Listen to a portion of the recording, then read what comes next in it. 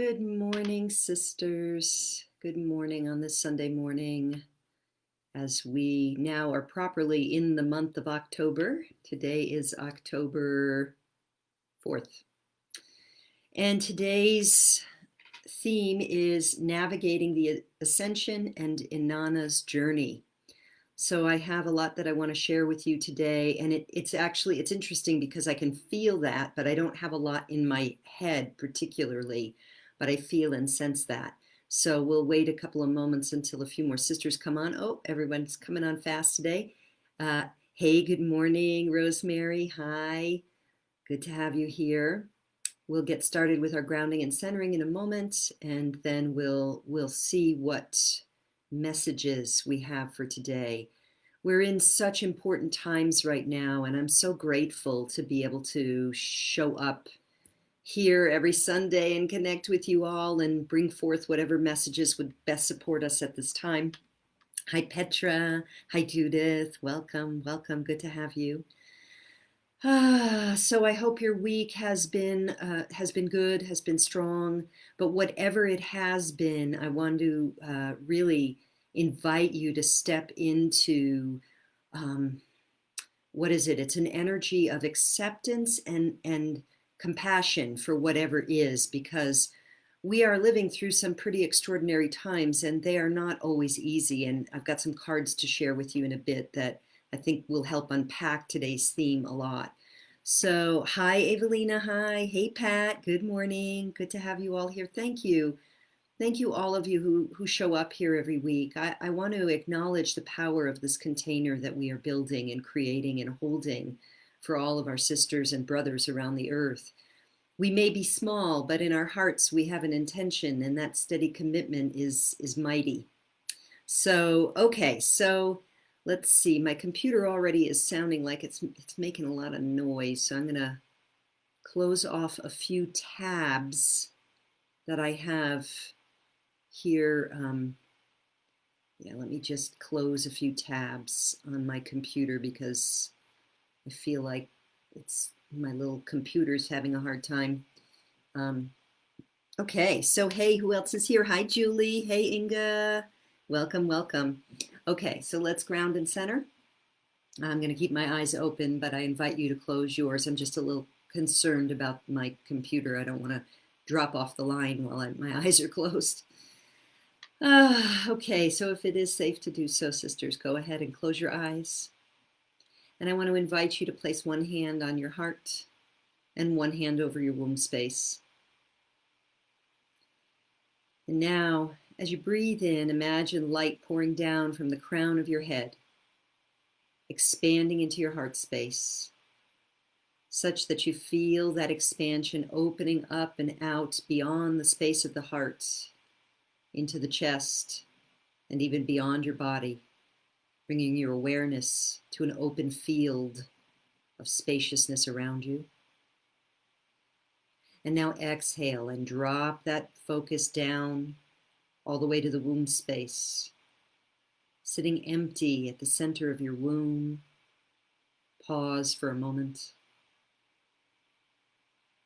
And now breathing into the womb space, letting the light come down all the way through the crown, all the way through the chakras, down to the womb space, opening, expanding your awareness beyond the womb, beyond the belly, beyond the body. Pausing in that expanded space. And now as you exhale, drive that energy back up to the heart. Exhaling now up to the heart. And sitting empty for a moment, a pause in the heart space. Good. And now breathing in again into the heart space, pulling that light down from the heavens, through the crown into the heart, opening beyond the heart space, beyond the chest, into the field all around your body, letting you be aware of the space around you. And then exhaling again to drop down into the womb space. Sitting empty at the womb space, right in the center there of that energetic field Whether you have a physical womb or not doesn't matter. This is a field of creativity. Pausing empty, and then breathing in to draw light into that creative center, expanding beyond the actual physical space into the space around your body. Being in the field of awareness of that space. That's right. And now exhaling up to the heart. Expanding, inhaling, opening, drawing that light into the heart. So much so that you expand beyond the heart, beyond the body, and bringing your awareness to the field all around the body and the chest. Good. And exhaling now, dropping the awareness down to the womb space, sitting empty in that second sacred chakra, place of creativity. Beautiful. And now a gentle breath in, back into the heart space as you open your eyes. Beautiful. Welcome, sisters who are coming on. Hey, Sabrina, welcome. Okay, thank you, sisters. This is a beautiful meditation to do for anyone who has had any sexual trauma or sexual programming that feels unhealthy or unkind, which is a lot of us, guilt or shame or discomfort, or if you're in a hormonal phase, like if you're going through premenopause or premenstrual, or when you're bleeding, really anytime, or menopausal. This is a beautiful way to bring love energy to the womb space and creative energy to the heart space. So that's the connection we were making there, the love and the creativity and the love, the forgiveness, acceptance, the love, all of that from the heart. So I hope you enjoyed that. So today our topic is navigating the Ascension and Inanna's journey. Is that what I put? Inanna's journey. So let me, I'm just going to take a moment here to see how I want to enter into this presentation, this transmission.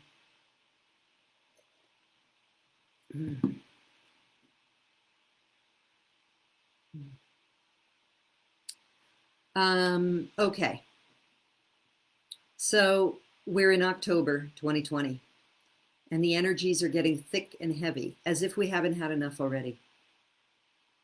For those of you who are, and for those of our sisters and brothers on Earth, let's say, who only are getting their information from mainstream news, even they are seeing that things are just not letting up. For those of us who are looking outside of mainstream consciousness for our information, because we're following spiritual teachers, light workers, ascension guides, priestesses, starseeds, and the like, or following some of the truth, citizen journalists and truthers who are doing the digging and giving the full picture of things. We know that October is a big month for us in this journey. And the energetics astrologically are very intense. The energetics at a vibrational level are very intense. I mean, I can see it from all different arenas and feel it as well. I'm feeling it very much, especially in the middle of the night. I wake up to pee, can't sleep, and I feel all kinds of things. And I do a lot of my inner alchemy work at that time. And so the Ascension is accelerating. This is the best way to explain it, but I know that doesn't tell you much.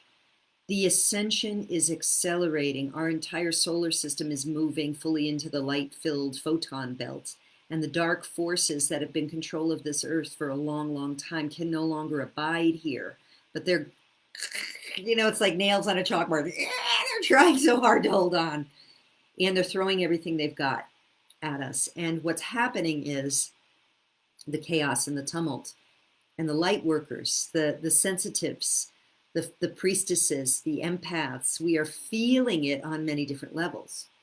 And we have to navigate on two levels here. as we move from this 3D reality we've been living in and immersed in for incarnations and certainly our whole lives this time. We're moving from 3D, hey Sharon, welcome, up to fifth dimension. And we're clearing. So we're handling two things. We're handling our personal ascension journey, and we're also, many of us, just part of our energetic assignment here is that we're feeling the collective and we're processing some of that energy as well. Now, some of that processing might be very unhealthy, but some of it I think is just energetic that we came to process through our being because we can, because we have the capacity. But that doesn't always feel so good. So I pulled this card this morning, which is 5 of Fire, Conflict, Saturn in Leo. And I tell you, sisters, I woke up at 2:45, and this is exactly what I felt like. I felt like this, and it was hard. You know, what I wanted to feel, I wrote down something. What I want to be feeling in the morning or any time is safe, happy, and hopeful. I was not feeling safe, happy, and hopeful. I was feeling scared, stressed, pressured, and uncertain. And that's why I do the inner work I do, and that's why I teach that, you know, the inner alchemy that I think maybe all of you were in the first time, or most of you anyway, and I'll be doing it again, is to teach the processes that I use to go from that feeling of like I wake up and I'm like crunchy, and I do these processes to help me come back to a more peaceful, settled, grounded, centered state so that I could actually alchemize. So I'm actually alchemizing right there in that process and then holding a higher vibration. But again, I do it at 2 levels. So I'm working my energy for the collective in a sense, just to hold the high vibration for us all. But I'm also doing my own work. So what happens in the process of that inner alchemy is I come up to my own shadows. I come up to my own places where I need to forgive myself. I come up to my own places where I have regrets about things, or feel I made the wrong choice, or guilt, or shame, or whatever. It can be all kinds of things, or just where I discover old unforgivenesses I have toward others that need to be worked, and then I do my forgiveness practice and I do my other processes then. So it's like, for me, and I know that we're each unique, so we're all going to do this differently, but so I'm just offering how I do it, you know, or the ways that I do it and what happens for me. For me, I find that it's often in the middle of the night, the dark of the night, that I have to do this work, because that's when I feel crunchy and scared. And so, but for you, it might be different. It might be that you go to a job every day and you have to deal with someone that is your monkey wrench in your life, or you know, in your home, you might be navigating so many things. Maybe you have little ones, you're home, you have to homeschool them, or you're dealing with whatever it is. But these different practices I do are what help me to stay the path and navigate this ascension process by simultaneously up-leveling my own energy field and doing the inner work so that all the inner conflicts are healed through forgiveness.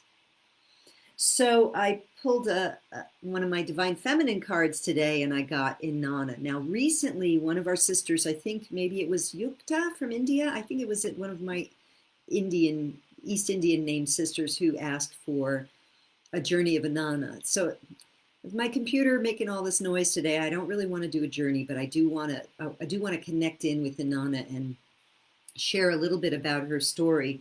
And this is the time of year, really, for Inanna as we go into the autumn season, at least for those of us in the Northern Hemisphere. So for those of you in the Southern Hemisphere, I know you're coming into springtime and the spring maiden.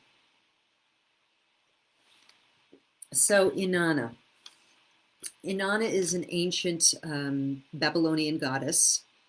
And let's see what she says here. She was the queen of heaven and earth. She is the queen of heaven and earth. And she says, I have nothing to hide, and I see and accept all that I am. So I'm going to tell you my version of how I've worked with Inanna. I have a ceremony that I developed several years ago for doing in person for Inanna, taking women into the Inanna's journey. As a queen of heaven and earth, Inanna reigned supreme. And in the golden light of her crown, she knew the bounty of the earth and the heavens. And that was all well and good, except Inanna has a sister, and her name is Ereshkigal. And Ereshkigal was married to the Lord of the Underworld, or she was the queen of the Underworld, and her consort was down there with her. So she was the queen of the dark places, the hidden places, the shadow places. And there was a time when Inanna, sitting on her throne, felt a deep rumbling beneath her feet, a deep rumbling under the earth. And the rumbling continued and continued to the point where it was a great distraction for her. And she thought, I wonder if it's my sister. I wonder if it is Ereshkigal calling me. And Ereshkigal, deep in the underworld, was in great grief for the loss of her beloved and for her inability to conceive a child. And she raged at the injustice. She suffered from the loss and from her inability to bring forth life in the dark recesses of the shadow of the underworld. And on the waves of energy, she called her sister to her. So Inanna went to the cave to take her to the underworld. And she met, when she got to that place, she met guards at the gate who said, you cannot enter here with your crown and your staff and your accoutrement, your regalia of your royalty. This is the underworld, and this is your sister's realm, and you may not pass wearing these indicators of your queendom. And so Inanna had to shed her robe and her crown and her staff, or whatever they call that thing, that staff of royalty. I think there's another name for it. Anyway, so she sheds a layer of the symbolism of her royalty as queen of heaven and earth. And she enters through the first gates. And she starts to go down into the underworld. And then she hits another gate. And again, the guards say, you may not pass with this belt and this necklace and this, these earrings and this, all this gold jewelry. You have to take it off. And because you are entering the realm of Ereshkigal, and she will have none of that here. So she has to shed another layer of her stuff. And so it goes down through 7 layers. Really aligned, you can do it aligned with the 7 chakras. She has to relinquish all of the symbolism of her egoic identity as a queen of heaven and earth, to the point where when she finally enters through the last gate, she walks into the underworld and she faces her sister, Ereshkigal. She's naked. She has bare feet. She has nothing at all to protect her. And in that moment, Ereshkigal stabs her and kills her and takes her body and hangs it on a meat hook where she hangs for 3 days. I know it's pretty gruesome, but there's a purpose to this, so stay with me. So there she stays for 3 days and 3 nights. Now, before Inanna left for the underworld, she had her little animal friends, and I don't know if you can see them here. You see this little creature right there? This cute little, you can barely see it. She has this little animal friend, and she says, look, if I'm not back in 3 days, go talk to my father and find out how to get me out of here. So 3 days pass, and the creatures go to the father, and they tell the father tells the creatures what to do to get Inanna out of the underworld. So they go down through all the gates into the underworld, and they go to meet Ereshkigal, and they plead for Inanna, please, would you let her up? We'll stay here if you want. And Ereshkigal is like, no, nope, she's staying. And And they just sit with her, these little creatures. They sit with her, and she begins to weep and rage and moan and cry and mourn and suffer. And those little creatures, they just stay with her, and they hold space, and they witness her suffering. And they let her cry until she is complete. They hold the space for her suffering. And in the end, when she has wrung herself dry of the grief, she lets Inanna go back, come back to life and go back to the upper world.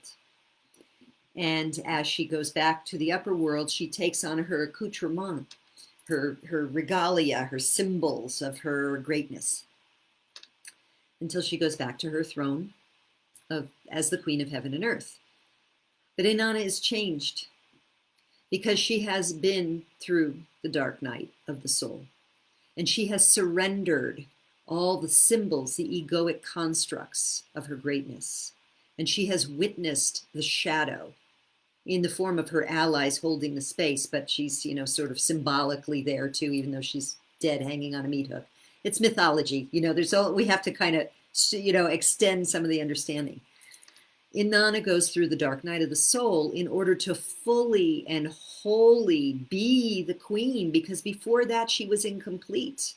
She didn't have the understanding or the capacity to hold space for the suffering that we endure here on this earth. And she had to go face her shadow sister self, Ereshkigal, in order to really, really become whole. And then, and only then, could she have nothing to hide and see and accept all that she is. It's like she becomes more the one, like Ereshkigal and she, in a sense, become whole. It's like that was the Ereshkigal represents the shadow she denied and buried and wouldn't accept, to the point where it called her down so deep into the underworld that it stabbed her and hung her on a hook. And any of you who are past 50 years old, and maybe some of you a lot younger than that, you may have been through a dark night of the soul. And it can feel a lot like hanging on a meat hook. Especially if you have a heavy Pluto transit, or Pluto square Pluto, which happens in your mid to late 30s or early 40s, depending on your generation. I literally spent 3 years feeling like I was hung on a meat hook back 20 years ago. And I can tell you for sure that I am a deeper, wiser, more humble person. Now, it didn't make me perfect, but it definitely, I ate a lot of humble pie. And that was part of my healing, was to finally own it and eat the humble pie and witness the grief and the rage and the anger, take responsibility for my shadow parts of myself and how I had hurt others, etc. That was how I was able to rise back up from the underworld. And it really correlated totally with the Pluto transit. So that led me to becoming an astrologer, an evolutionary astrologer, and that's how I help people now. But anyway, that's my story. So, Inanna, October 2020, the Great Awakening, the Ascension journey. What does this mean for us? It's kind of the same thing I share in a lot of different ways, that we have to do our inner work. And at this time on the earth, those of us who came to bring an elevated frequency, a part of our work is to own our own shadow so that we can hold space for the grief and the shadow of others.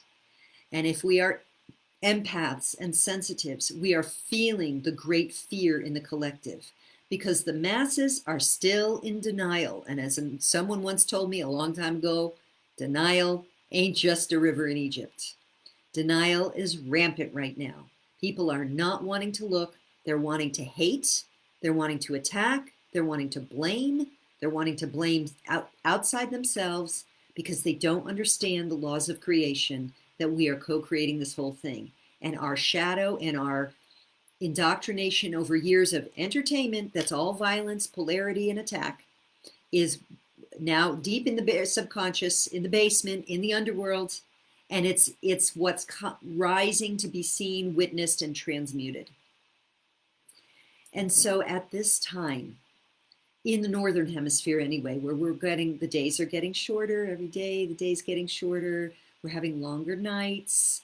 This is the time where we do the inward turn to really go in and reserve our energies, and this is a great time to heal and clarify ourselves for to be able to be more whole and to be in service as priestesses, to hold that energetic container of transformation for all of our sisters and brothers who are still doing the denial shuffle.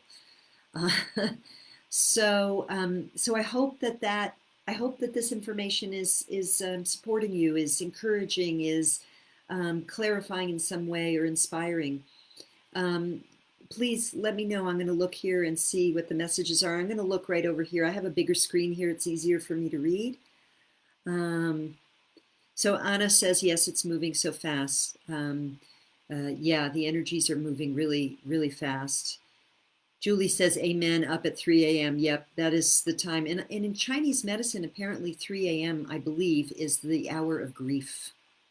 So when you find yourself up at 3 a.m., this is great. I'm getting a little download of how to or what to. If you find yourself up at 3 a.m., just first of all, call on your guides and angels, or you could even call on Inanna if you want, and for support. You don't have to do this alone. Ask for your guides and angels, whoever you're working with, your master teachers, to come close to you. Maybe do a prayer, maybe do a little light activation, shield yourself in light, and ask to be shown what grief is ready to be healed, what grief is ready to be witnessed and healed at this time. And then do the work. You can do it in bed. You don't have to get up, but you can. It depends. Sometimes I lay in bed. Sometimes when I'm awake, I'm awake. Laying in bed, I'm not going to fall back asleep. But sometimes I feel I have to get up. I have to read my Course in Miracles or journal or do this morning my guides came through in a channel written transmission. So just do that. But 3 a.m., ask for guidance about what grief can be witnessed and healed and transmuted at this time. So Petra says, thank you for this important message. You're most welcome. You're most welcome. Let me see what other things. The earlier messages are all good mornings and good afternoons. What did you mean? Pat says, called to prayer man times. Oh, maybe you meant many times at 3 a.m. Yes, me too. Me too. Totally. Wow, 3 a.m. Judith says, whenever I have trouble sleeping, that is the time I wake. Yeah. And this is why I say, I really feel like one of the things those of us who've been doing our inner work, whether we identify as priestesses or light workers or starseeds healers, the title doesn't matter that much. I mean, you can say there are distinctions, but it's not that important.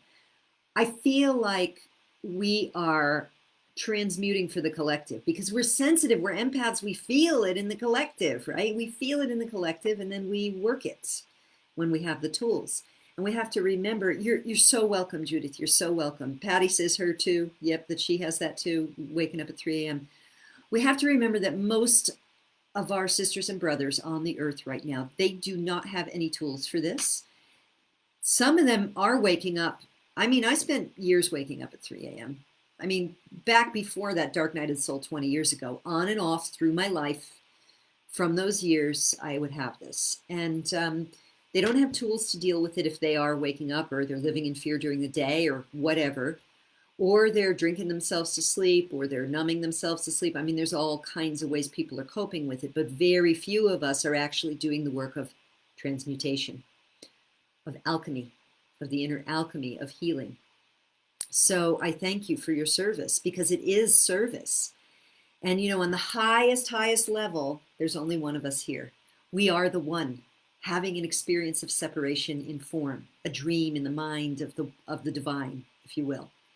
And every little bit of our work that brings us closer, that clarifies us of the obstructions to love's presence, adds that to the collective. We do it in service to love. We do it in service to our sisters and brothers, even though we're all one. So I thank you for that. And of course, as we do that, it helps us cope, right? It makes it a lot easier. It's a lot easier for me to deal with the 3 a.m. wake-up call now that I have tools to use than back in the day when I would lay in bed and just wring my hands over the anxiety that was running through my body. Now I have a way to transmute that energy and actually serve. So let's see what other people have to say, what other sisters have to say. Sharon says, been definitely feeling this. What does it mean for the left side tension? I've been waking up with left side issues. Okay, let me address that. And then Pat expresses her gratitude for family and sisters that held space during her dark nights. Yes, indeed, me as well. Okay, so Sharon, what now? Ultimately, you know what is true for you. So just tune into this and feel if it resonates. The left side is the receptive side and the feminine side. The right side and the creative side of the physical body. It's controlled by the right side of the brain. The right side is the active masculine principle. It's the rational mind controlled by the left side of the brain. So for me, the first place I would go to look internally at what's going on, if it were my left side, is where am I blocking off my creativity? Where am I maybe having feminine receptivity wounds that need to be healed? Like could be sexual trauma, could be birthing trauma, could be shame around being a woman or body image stuff. That's where I would go first. I would look at feminine and receptive creativity. The left side of the body, which again is controlled by the right side of the brain, is where we see the interconnectedness of all things. The right side of the body, which is controlled by the left side of the brain, is where we see the separate distinctions. And the big thing that's happening on our planet now is we are up to here, as my little East Coast Italian self would say, with that freaking left brain separating stuff. The rational, mechanistic perception of reality. We are needing to come back to the interconnectedness of all things, the creativity, the way we can open and just receive guidance and trust it. The old Newtonian model has been part of what keeps us in separation. And as we look at the world right now and the profound attack, separation, judgments, all of that stuff, we know it's not working. That which we do to the least of our sisters, we do unto ourselves. Or as Jesus said, that which you do unto the least of my brethren, you do unto me. The left side of the body tells us something about what's going on with the right side of the brain, which is the connected, the receptive, the recognition of the oneness. So that's my offer for you. Feel into it and notice what maybe that brings you to.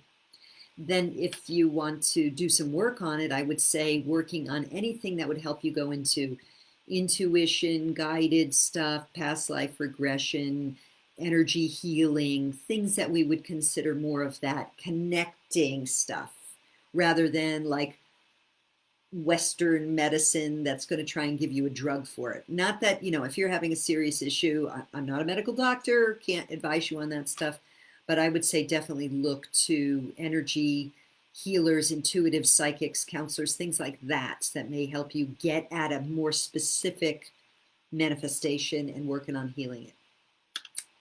Okay. So Sharon says, thank you for holding space. Yes, thank you, all of you sisters who show up here every week. I so appreciate it. Like I said at the beginning, we're small, but we're mighty. And we're one small group of many all over the earth. So I thank you very much for this.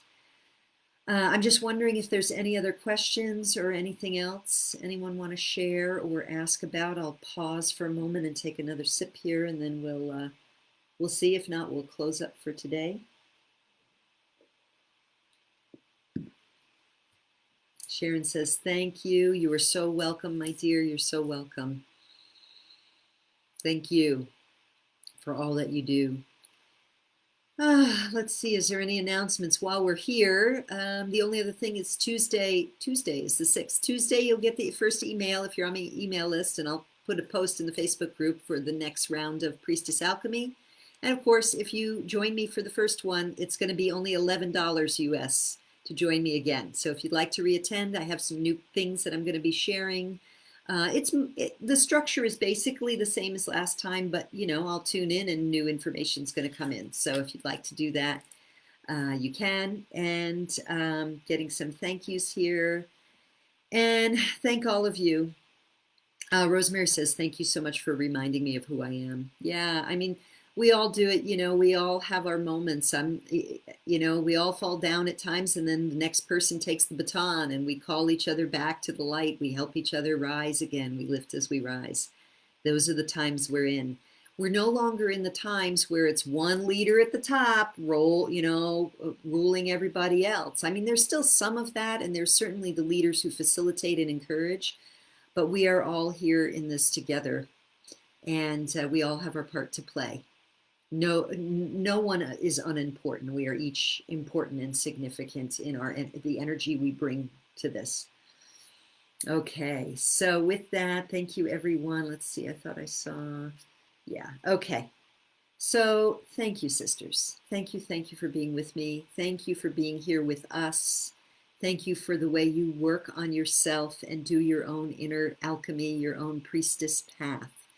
And I hope to see you in Priestess Alchemy if that works for you. And of course, if not, I welcome you each and every Sunday here, and sending you much love and bright blessings until we communicate again over the, in our group or through these calls. Okay, much love for now. Mwah. Have a beautiful, beautiful Sunday and a beautiful week ahead.